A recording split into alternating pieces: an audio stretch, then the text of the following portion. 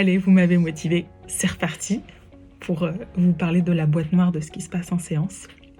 Donc je sors d'une super séance, 5e séance, on est à la moitié du coaching. Donc là, le sujet, c'était préparation d'entretien pour le job de rêve. Donc on a passé l'étape, est-ce que c'est possible ou pas de trouver ce job de rêve? Est-ce que j'ouvre à d'autres sujets ou pas? Là, il est là. L'entretien est programmé, la première sélection a été faite, le réseau dans la boîte a déjà été tissé, donc on est très proche du but. Sa demande de séance, c'était de construire un discours bien préparé, de pouvoir être en mesure d'expliquer le fil rouge du parcours qu'elle a pu avoir avec les différents changements, de parler aussi d'actions complémentaires qu'elle peut mettre en place, des hobbies et de sa vie perso, et d'en parler ou de ne pas en parler. En tout cas, c'était un sujet pour elle.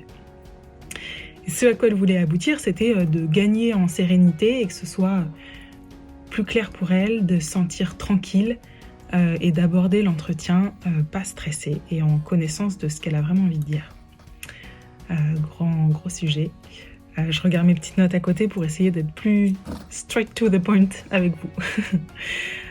Alors, on a choisi ensemble de ne pas faire une simulation d'entretien, mais d'évoquer les sujets les uns après les autres. Et j'étais très attentive à rester dans une posture coach versus une posture de consultant. Ça veut dire que donc on n'a pas parlé des sujets en eux-mêmes, mais on a parlé de sa relation au sujet. Et pourquoi c'était important pour elle? Quelle était sa relation avec l'authenticité, avec la sincérité, avec l'honnêteté, avec le fait d'être opportuniste? Parce qu'en fait, on est tout à la fois. Le vrai sujet là de notre échange, c'était d'accepter qu'on n'est pas que dans la lumière, qu'il y a une partie de nous qui est aussi opportuniste, et c'est ok. Qu'il y a une partie de nous qui est aussi pas dans la sincérité à 500%, et c'est ok. Et en fait, en explorant les avantages de ces ombres ou des côtés qu'elle n'avait pas envie d'accepter pour elle au départ, ça permettait non pas de les faire grossir ou de les amplifier, mais de les faire exister assez pour qu'ils puissent être accueillis, acceptés et qu'ils ne prennent pas une place démesurée, inconsciente, en entretien. D'apaiser sa relation à l'opportunisme, à l'authenticité, à la sincérité.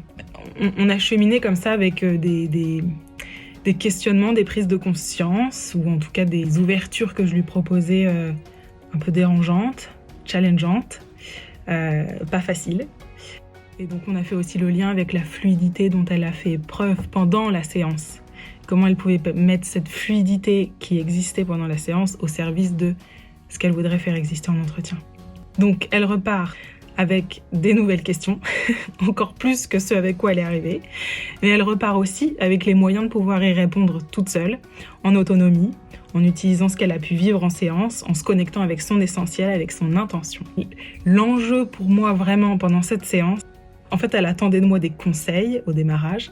Et moi, mon enjeu, c'était de ne pas plonger dans un sujet que je maîtrise et que j'affectionne particulièrement, qui est celui de l'entretien, mais de rester dans une posture de coach et de lien au sujet, de la relation au sujet, et de l'aider, de l'accompagner à faire elle-même, à formuler elle-même ses propres solutions, et de ne pas être dans l'injonction de qu'est-ce qui est bien, qu'est-ce qui est mal pour réussir en entretien.